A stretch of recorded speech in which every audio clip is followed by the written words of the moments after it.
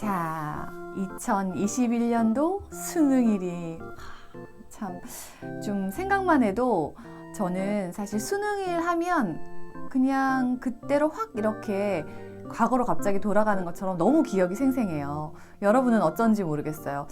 그 일생일 때 굉장히 중요한 시점이잖아요. 근데 제가 내년이 이제 2021학년도잖아요. 그래서 수능 치는 올해 아이들 마음이 어떨까 그런 생각을 몇 주 동안 해봤는데 얼마나 떨리고 그리고 또 올해는 사실 좀 굉장히 힘든 한 해였잖아요. 그래서 수능 준비하는 마음가짐도 다를 것이고 그리고 당일까지 건강관리하는 것도 엄청 이제 스트레스를 받으면서 해오지 않았을까?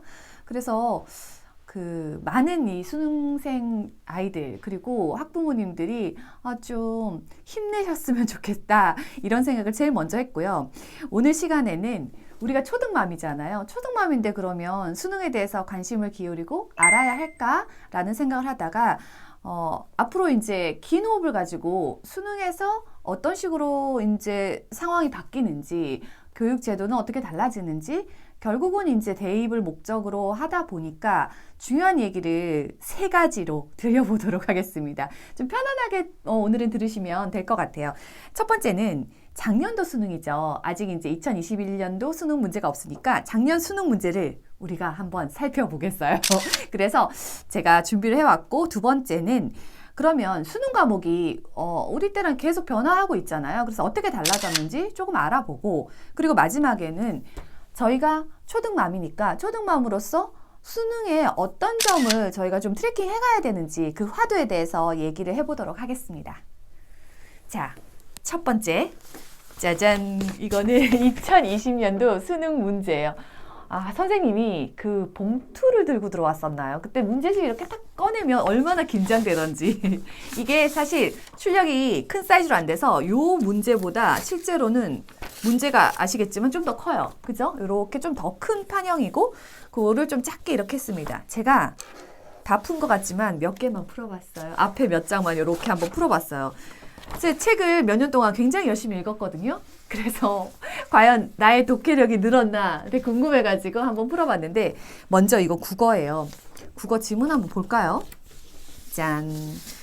자, 한번 출력하시거나 보신 분들 있나 모르겠어요. 사실 대치동에서 엄마들이 수능이 끝나면 이거 문제 풀기 바쁘다 얘기를 들었는데 실제로는 모르겠어요. 뭐 그런 그 썰이 전해지고 그리고 뭐 카페에서도 막 이제 수능 문제를 얘기한다 뭐 이런 얘기가 있는데 여튼 이렇게 보시면은 지문 하나가 제가 기억할 때 저희 때 제가 94년도 94학번이니까 그때 시험 볼 때는 이 지문이 이렇게까지 길었나? 라는 생각을 솔직히 했어요. 좀 지문이 확실히 길어졌어요.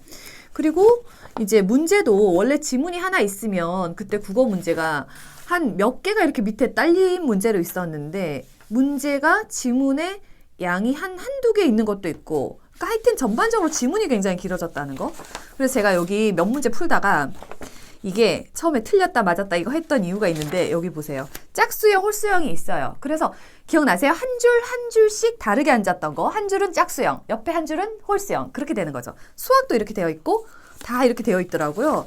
그래서 이렇게 문제를 여기까지 한번 풀어봤고 자 이제 문제가 풀다가 금방 지치더라고요. 여기 뒤에 보면은 몇 문항이더라? 42문항 이렇게 되어 있었어요. 그리고 이제 수학 45문항이네요. 여기까지 45문항이 끝이고 그리고 이제 수학인데 16페이지. 네, 어마어마하죠. 그리고 이게 시간이 제가 봤더니 국어 시간이 거의 100분 정도 됐던 것 같은데 과목 얘기하면서 한번 정리를 해드릴게요. 수학은 한번 보시면 이거 수학 남편이 풀었어요. 제가 첫 문제 딱 받았는데 몇 년 전까지만 해도 앞 페이지는 풀었거든요. 근데 딱 봤는데 벡터 어떻게 풀었더라? 기억이 갑자기 안 나는 거예요. 그래서 남편한테 풀어보라 했죠. 저희 남편이 수학을 고등학교 아이들을 뭐 석사 박사 때 아르바이트 하면서 거의 한 10년 정도 과외를 했거든요. 그러니까 뭐 이 정도는 껌이겠지라고 생각하고 들이밀었는데 하나 바로 앞에 틀리더라고요. 그 다음부터 안 풀더라고요. 근데 여기도 나중에 X제곱 자기는 뭐를 구하는지 여기 봤는데 눈이 안 보여서 노안이 와가지고 안경을 빼고 봤다는 거야.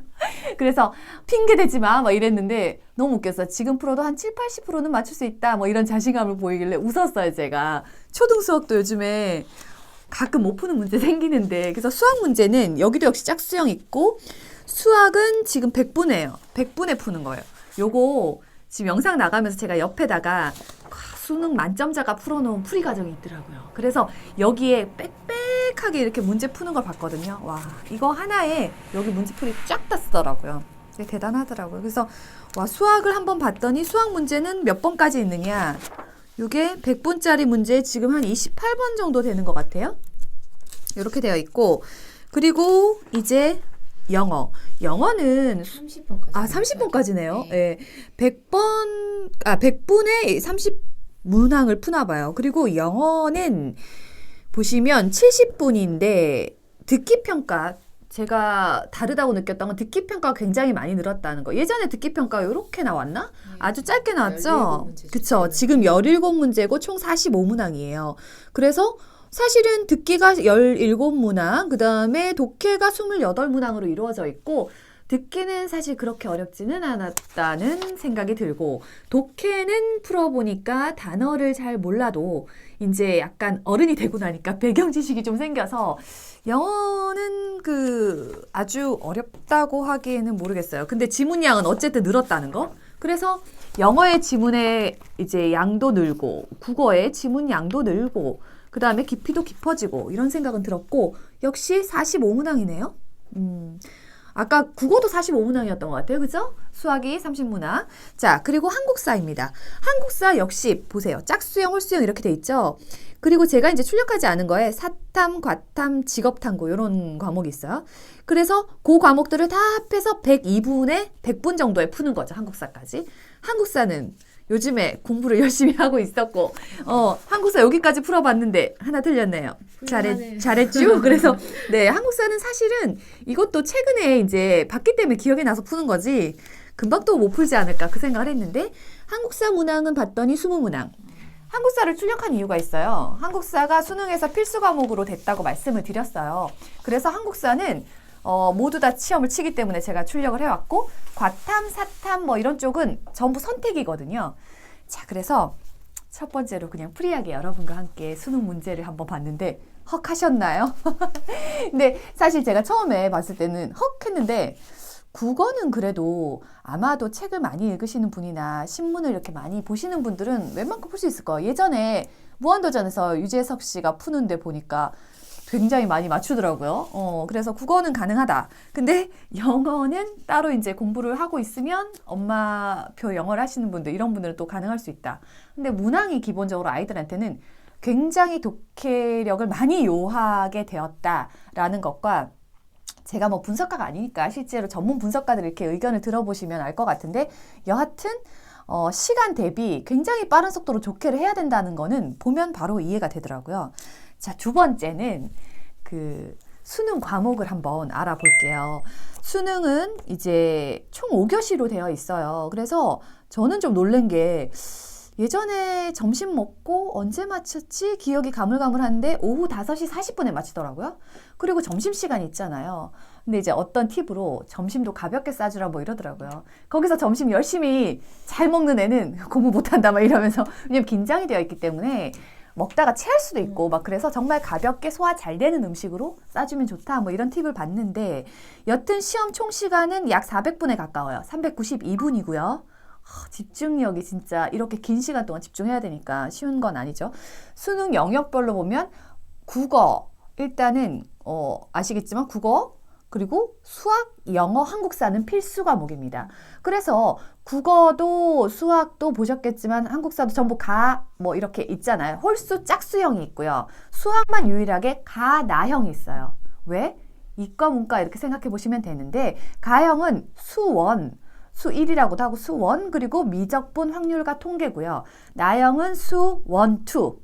기억나시죠? 자연계이셨던 분들. 저는 사실 자연계예요.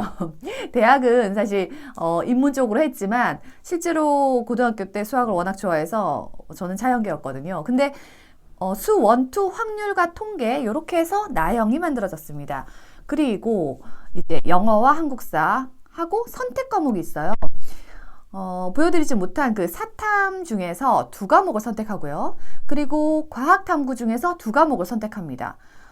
그리고 직업탐구라고 있는데 직업탐구 과목 중 저희 때는 이거 없었던 것 같거든요. 직업탐구 과목 중에서 2과목.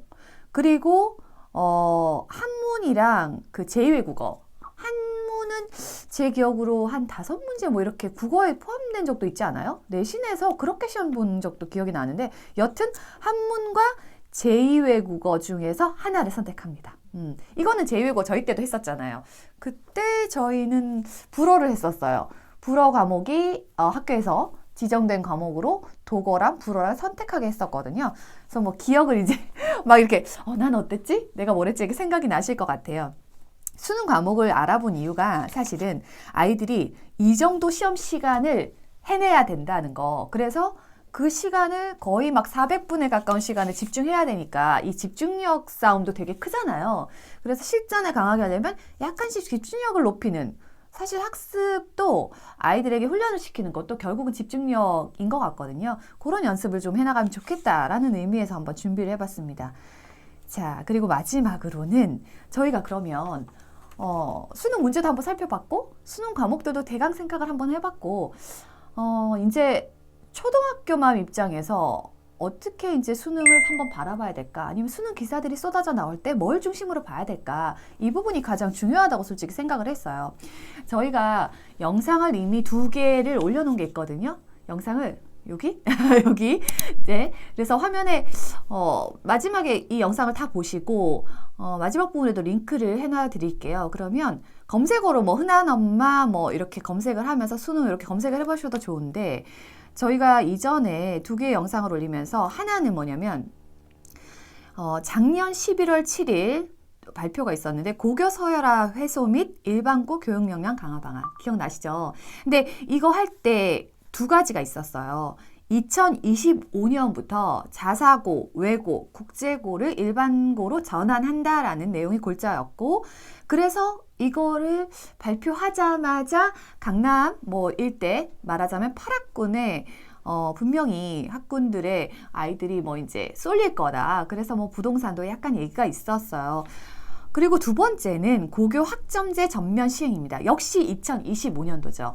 그래서 이 2가지가 서서히 이렇게 진행이 되는데 2020년에는 이 키 2가지 내용에 대해서 되게 이제 어떤 식으로 흘러갈지는 모르지만 중간중간에 계속 기사화 될 거예요. 이 내용을 트래킹 하시면 좋고요. 그리고 또 하나는 11월 작년 28일 그러니까 11월 7일 발표하고 한 뭐 2주, 3주쯤 후에 발표된 내용인데 대입 공정성 강화를 위한 방안이라고 해서 서울 주요 16개 대학의 수능 비율을 40% 확대하겠다라고 교육부에서 발표를 했거든요. 그리고 난 다음 그 뒤에 이제 한동안 좀 얘기가 없었어요. 그러다가 올해 얼마 전이에요. 11월 19일에 서울대가 이것에 대한 약간 답으로 서울대가 일단 먼저 어떤 뭐 이제 사실은 뭐 국립이기도 하고 정책을 내놓으면 그 뒤에 서울의 주요 대학들이 따라가는 약간 모양새잖아요. 그래서 서울대가 수능 비율을 40% 늘려라 했더니 표면적으로는 일단 40%로 확대하는 것처럼 보였어요. 근데 관련 기사를 찾아보면 2021년도, 그러니까 내년도는 올해랑 비슷하게 지금 뽑는 친구들의 20%가 약간 정시 비율이에요. 근데 2022년도는 30% 정도 되고 2023년도에는 40% 정도 해서 수시 2월까지 하면 약 45% 된다고 해요. 그러면 실제로 봤을 때는 수능 비율을 굉장히 늘렸네? 정시 비율을 굉장히 확대했네? 이렇게 보이지만 실제로는 이 수능에다가 보니까 수능을 80점을 하고 예전엔 100점이었는데 100%였는데 교과 평가를 20점 반영하겠다. 20% 반영하겠다. 이렇게 발표했거든요. 어렵죠? 이게 무슨 말인지 모르겠죠. 그래서 제가 간단히 소개를 해드리면 말하자면 원래 수능으로 20%를 가져갔는데 확대를 하려고 하니까 40%까지 늘린다라고 했지만 실제로 안을 까봤더니 내신 비율을 20% 정도 반영을 한다는 거예요. 내신을 반영하는 건 뭐예요? 실제로 학종이잖아요. 수시죠. 수시 이꼴 학종은 아니지만 그렇게 이해하시면 돼요. 수시랑 학종 같은 개념. 그 다음에 정시랑 수능 같은 개념으로 이해하시면 되는데 이 정시에다가 실제로 학종에 대한 내용을 20% 반영하겠다는 거예요. 그러면 사실 수능을 실제로 40%까지 늘린 게 아닌 게 되잖아요. 그래서 여기에 내신 등급의 발표, 토론, 그 다음에 활동과 진로, 적성 관련 과목들을 넣어서 보겠다는 거고, 결론적으로는 세부능력 특기 사항, 그 다음에 교과목 이수 현황을 보겠다는 거예요. 간단히 얘기하면 학교의 생활 내신, 그 다음 활동 내용들을 다 보겠다는 거예요. 그래서 이렇게 실제로 내면적으로는 이유들이 있을 거예요. 좀 더 말하자면 같은 1등급이라고 해도 학교별로 편차가 있기 때문에 실제로 그 안에 내용들을 보겠다라는 의미가 포함되어 있지 않나라고 생각을 했고요. 그래서 실제 수능 비율을 40%더 가져가겠다고 했지만 현재 재수생을 빼고 그냥 현재 그 재학생을 생각해 보면 학종을 굉장히 중심에 둬야 되구나. 그래서 학종을 중심에 두려면 어떻게 해야 됩니까? 저희 입장에서는 아이가 학교 생활에 굉장히 성실해야 된다는 결론이 서는 것 같아요. 그래서 이 학습 습관에 대한 거라든지 실제로 초등 부모님이 이렇게 봤을 때 아이가 나중에 정 안 되면 그냥 수능 봐서 가면 되지 이런 생각을 할 수 있잖아요. 아이들도 그렇게 곧잘 얘기를 하거든요. 근데 실제로 그렇지 않다는 거예요. 아이들이 가급적이면 학종에 맞춰서 수시 전형에 맞춰서 공부를 해나가다가 안 되면 이제 수능까지 바라보는 형태로 가야 할 것 같고, 그리고 실제로 서울대에서 학종으로 뽑은 친구들이 80%라면 이 친구들은 사실 수능을 봤을 때 이미 이제 그 서울대에서 요구하는 그 수준의 아이들이 되기 때문에 학종에서 80%를 이미 가져가는 거라고 이해가 되더라고요. 여튼 이건 어려워요. 어렵고 수능과 사실은 정시를 똑같이 이제 바라볼 수 없다는 거죠.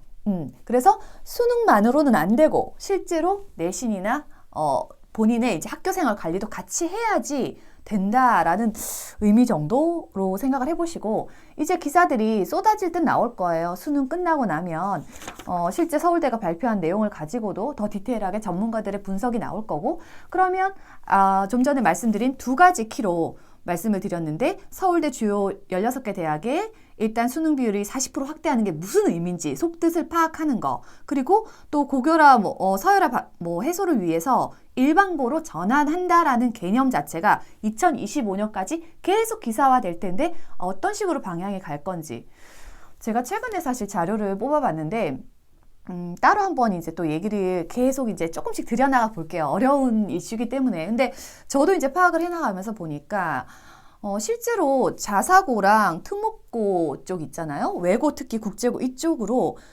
올해 신입생들 결과를 보니까 예전보다 저는 강남이나 목동 지역의 아이들이 조금 덜 갔다는 생각을 했어요. 비율로. 왜 그럴까? 이게 그냥은 아니고 2025년도를 바라봤을 때 점점점 아까 폐지를 해간다고 했잖아요. 그렇기 때문에 일반고 중에서 안정적으로 잘하는 학교들을 찾아가게 되고, 그래서 어쩔 수 없이 강남이라든지 목동 같은 학군 좋은 데로 쏠려가는 게 아닌가, 그 정도로 이해를 했었어요. 그래서 좀 저도 이제 대입은 사실 우리 아이들에게도 좀 멀었고 이런 생각이 들어서 조금 멀게 보고 있긴 하지만, 그렇더라고 해도 거시적인 안목으로 사실 그 내용들을 트래킹할 필요는 있다고 생각하고 굉장히 중요한 의미라고 생각하고, 그리고 특히 초등학교 고학년 친구들의 경우에는 5, 6 중학교 1학년이 굉장히 중요한 시점인데, 요때 고등학교에 대해서 대입은 좀 후회했지만 먼저 고입 사실 입시를 치는 거나 마찬가지거든요.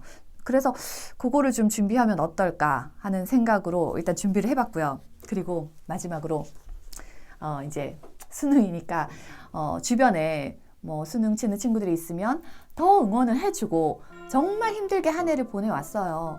얼마나 다른 해에서 한 번도 겪지 못한 그런 해잖아요. 그래서 이 친구들이 노력의 결과를 혹시 못 얻더라도 정말 격려해 주시고 또 응원도 해 주시고 또 친척분들 중에 이렇게 있을 거예요. 그래서 많이 힘을 주시면 좋겠고, 또 수능생 여러분들 수능 정말 잘 봤으면 좋겠고, 그리고 모두 좀 건강하시고 행복했으면 좋겠습니다. 자, 수능 관련된 내용이랑 그리고 입시에 대한 내용은 앞으로 이제 저희가 교육 비전으로 천천히 풀어가 보도록 하겠습니다.